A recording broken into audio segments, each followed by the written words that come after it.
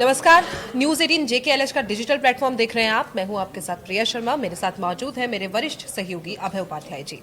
संसद में शीतकालीन सत्र चल रहा है, ऐसे में 10 घंटे का वक्त तय किया गया था वंदे मातरम पर चर्चा के लिए, जिसकी शुरुआत खुद प्रधानमंत्री नरेंद्र मोदी ने की।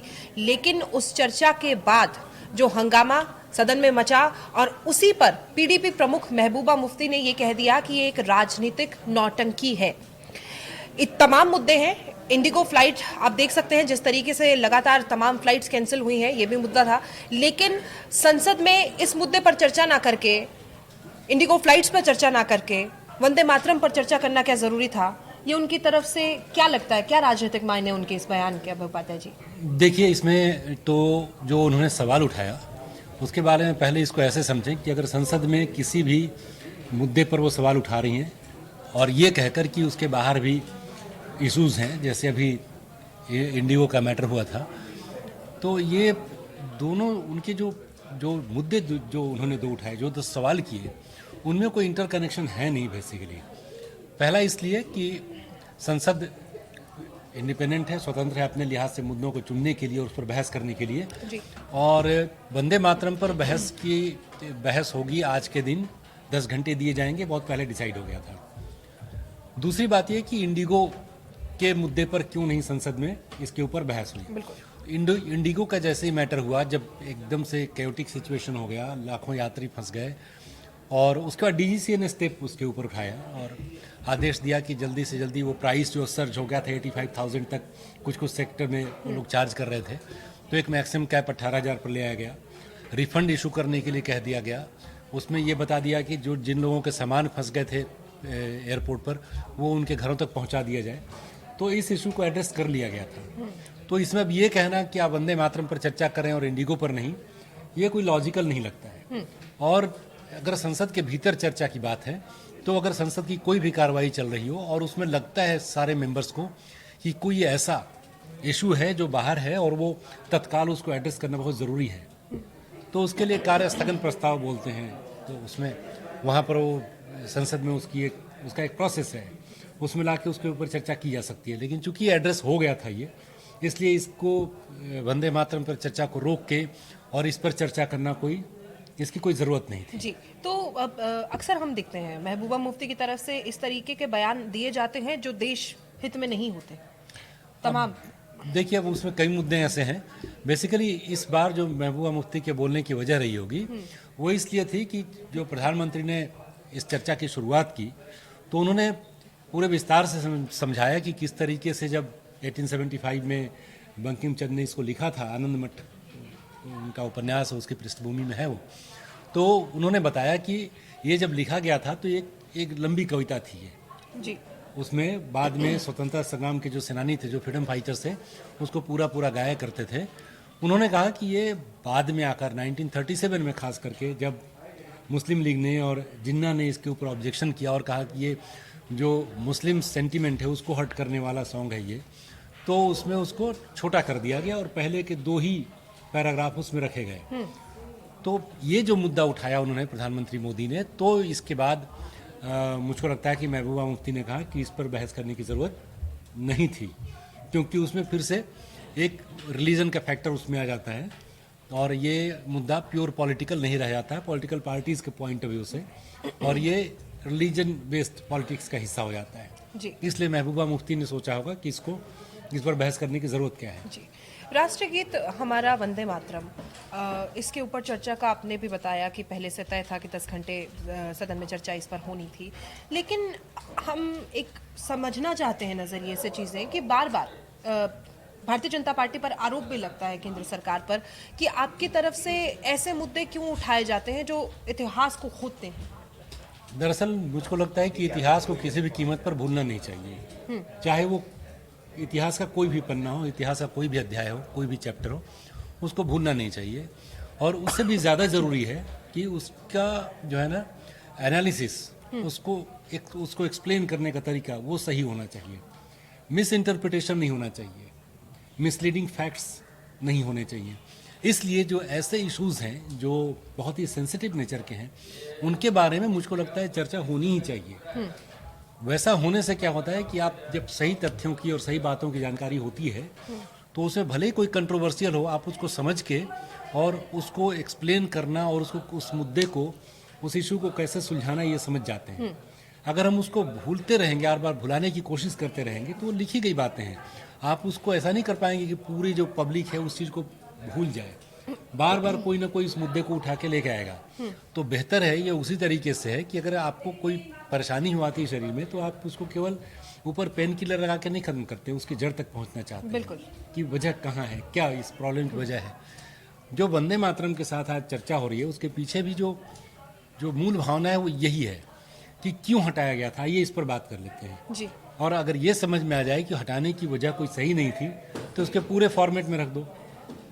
क्योंकि जब मुद्दे उठते हैं तो लोग एक दूसरे का विरोध करने लगते हैं कि ये इस्लाम विरोधी है या हिंदू समर्थक हैं, जबकि वही कविता, वही राष्ट्रगीत अगर पूरे फॉर्मेट में सामने आ जाए तो एक कड़वी सच्चाई है कि बहुत लोग उसको पूरा पढ़ेंगे भी नहीं, देखेंगे भी नहीं, उनको पता भी नहीं चलेगा कि इसमें क्या लिखा हुआ है। बिल्कुल। लेकिन बहस करने से ये होता है कि सारी चीज़ें आपके सामने आ जाती हैं। बिल्कुल सही आपने किसी को उस पर कोई ऑब्जेक्शन है तो उसके ऊपर डिस्कस हो जाता है, चीज़ें साफ हो जाती हैं, क्लियर हो जाती हैं। कितने युवा है, आपने सही कहा आज के, कि शायद मुझे लगता है कि जो हम गीत सुनते हैं, हमारा राष्ट्रगीत, उसके 2 पैराग्राफ ही जानते हैं, किसी को पता ही नहीं 4 से 5 पैराग्राफ। और इसमें देखिए इंटरेस्टिंग फैक्ट ये है कि जब अब जैसे पीएम ने आज अपने भाषण में कहा कि मुस्लिम लीग के आपत्ति जताने पर, और ये उन्होंने यूं ही नहीं कहा, उन्होंने वर्ड्स जो है रिपीट किए जवाहरलाल नेहरू के, क्योंकि संसद की कार्रवाई में सब चीज़ें रहती हैं ऑन द रिकॉर्ड, तो उससे उन्होंने कोट किया था।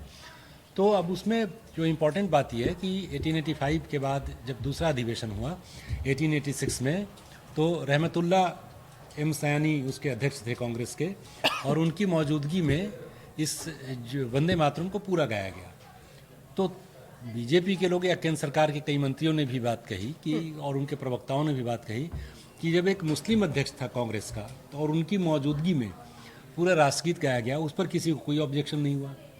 तो वो आखिर इतने साल के बाद मुस्लिम लीग के दबाव में आपको इसको छोटा करने की या किनारे करने की या दबाने की, छुपाने की ज़रूरत क्या थी? किसी को कोई ऑब्जेक्शन नहीं था। तर्क ये भी दिया गया कि जब 1905 में बंगाल का विभाजन किया अंग्रेज़ों ने, वो चाहते थे कि जो स्वतंत्रता संग्राम है उसको कमज़ोर कर दिया जाए, तो उन्होंने डिवाइड कर दिया बंगाल को। और जब इस विभाजन के खिलाफ आंदोलन चला तो वंदे मातरम गाते थे लोग, और उसमें कोई ऐसा नहीं था कि ये सोच के नहीं गा रहा हो कि इसमें देवी की स्तुति की गई है। अब पूरे हिंदू मुस्लिम जो भी वहाँ की पूरी पॉपुलेशन थी, सब लोग एक साथ गाते थे।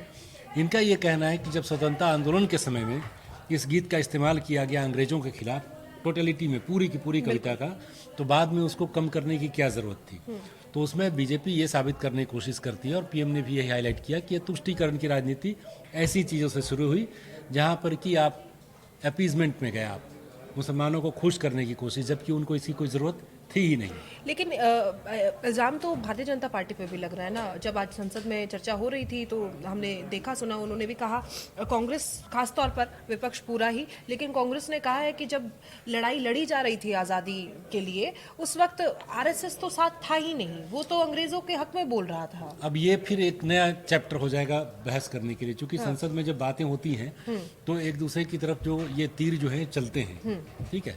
अब वो अगर ये साबित करने की कोशिश करें कि जो बीजेपी की मातृ संस्था जहाँ से उसका थॉट निकला, अब आरएसएस की बात कर रहे थे कि वो लोग इसके स्वतंत्रता संग्राम में उन्होंने भाग नहीं लिया, तो वो आपको बोलने का क्या अधिकार है? बिल्कुल। अब ये इस तरीके की बातें जब संसद में चर्चा होती है तो चलती रहती है। जैसे जब भी कोई बात होती है कांग्रेस की, तो जब भी शासन व्यवस्था की बात होती है तो बीजेपी इमरजेंसी को लेकर आ जाती है। बिल्कुल। कि आप जो है अभिव्यक्ति की स्वतंत्रता की बात आप कर रहे हैं, इमरजेंसी तो कांग्रेस सरकार ने लगाई थी।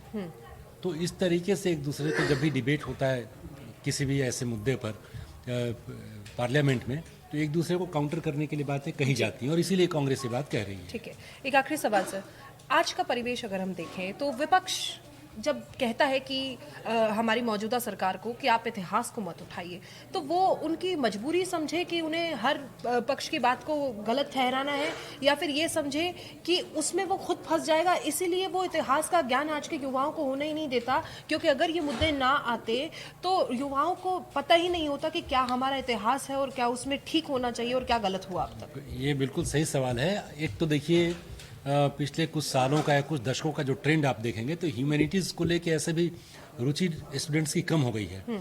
रोजगार परक शिक्षा जिसको बोलते हैं उसकी तरफ लोग ज़्यादा जा रहे हैं। और उसके पहले जो स्कूलों में जो इतिहास पढ़ाया जाता है वो मैं भी मानता हूँ कि एक ख़ास नज़रिए से उसको आज़ादी के बाद उसको लिखवाया गया था, क्योंकि उसमें बार बार ये कोशिश की गई कि कहीं भी इस तरीके से बात न की जाए जिसमें जैसे हिंदुत्व की बात है या हिंदू राजा की बात आए। बिल्कुल। तो और उन्होंने पूरी किताब जो है, मुझको व्यक्तिगत रूप से, लोग जिसको देखने वाले सहमत हों या नहीं हों, मेरा भी अनुभव है कि उसमें एक तरह की विभेद किया गया, बायास्ड हिस्ट्री लिखी गई है। जब भी मैंने ग्रेजुएशन हिस्ट्री में खुद ऑनर्स किया था दिल्ली विश्वविद्यालय से, उसमें चोल राजाओं के बारे में, उसमें पल्लव राजाओं के बारे में, राष्ट्रकूटों के बारे में बहुत कम जानकारी दी गई है। एक एक दो दो पेज लिखे गए हैं। इनफैक्ट मैंने यूं ही एक सर्वे किया था, बहुत ही मोटी बुद्धि का सर्वे आप मान सकते हैं उसको। जैसे मध्यकालीन भारत की जो हिस्ट्री की किताब थी 12वीं में पढ़ाई जाती है, मेडिवल इंडिया की, बिल्कुल।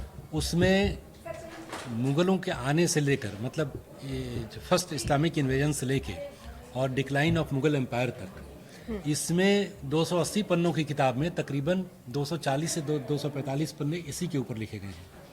जबकि चोल राजवंश के बारे में, राष्ट्रकूटा के बारे में, पल्लव के बारे में, और चोल राजवंश की नौसेना को कहा जाता बहुत मजबूत है, तो और उसकी बड़ी ताकतवर सेना थी और बहुत उसका साउथ ईस्ट एशिया में उसका बहुत व्यापार चलता था। वो पूरा का पूरा चैप्टर महज 8 से 9 पन्नों में उसको समेट दिया गया है। उसको पढ़ने के बाद आपको पिक्चर नहीं क्लियर होगा कि चोल वंश में उत्पत्ति कहाँ से हुई, कहाँ से कौन सा इसका राजा प्रथम था और कौन सा राजा अंतिम था, ये आपको समझ में नहीं आएगा। तो इसलिए मुझको लगता है कि किसी को, और मेरा ही सहमत है, जो लोग बोलते हैं धार्मिक रंग देने की कोशिश करते हैं, मैं उनसे भी असहमत रहता हूं कि अगर मुगलों के बारे में पूरी जानकारी दी गई है, उनके एडमिनिस्ट्रेटिव सिस्टम के बारे में दी गई जानकारी, तो उसको रहने दीजिए। अब उसको भी छोटा मत कीजिए कि आगे चल के एक और उसके ऊपर कंट्रोवर्सी हो जाए। बिल्कुल सही कह रहे हैं। जो इतिहास के वो जो चैप्टर जो छूट गए हैं उसमें उसको जोड़ दीजिए। तो ये बैलेंस करने की बात नहीं है, ये टोटलिटी में अपनी हिस्ट्री को जानने समझने की बात है कि हमारी शासन व्यवस्था हम कितने समृद्ध थे, प्रॉस्पेरिटी किस लेवल की थी, हमारा दूसरे देशों के साथ कैसा संबंध था, उसको पढ़िए। जब मुगल आए उसके बाद व्यवस्थाएं कैसे बदली, हमने कैसे सबसे एडजस्टमेंट करके रहना सीख लिया और सबकी एक दूसरे की अच्छी बातों को लेकर हम आगे बढ़े। मुझको लगता है कि इस पॉइंट ऑफ व्यू से हिस्ट्री की बुक्स में चेंज करना बहुत ज़रूरत है इसकी। आपने छोटी सी बात आपके ही सवालों से मेरे मन में आ रही है, दर्शकों के मन में भी आ रही होगी कि आपने कहा था कि कुछ काटिए पीटिए नहीं, जो है ज़रूरत जानने की उसको जोड़ दीजिए। क्या आपको लगता है जिस तरीके से पहले आपने कहा कि कुछ सोच समझकर हमें सिलेबस दिया गया है, ऐसे में अगर वो हटा दिया गया था उस वक्त और एक सिलेबस को ब्रीफ कर दिया गया था, तो आज सरकार चाहती है कि अब इस सिलेबस को हटा दिया जाए और दूसरे को ब्रीफ कर दिया जाए? ये क्या चाहती है तो मैं नहीं कह सकता हूँ, लेकिन कई जगह ऐसा मेरा अपना ओपिनियन है ये कि किसी एक नई चीज़ को इंट्रोड्यूस करने में या जो छूट गई चीज़ों को इंट्रोड्यूस करने में दूसरे के ऊपर कैंची नहीं चली है।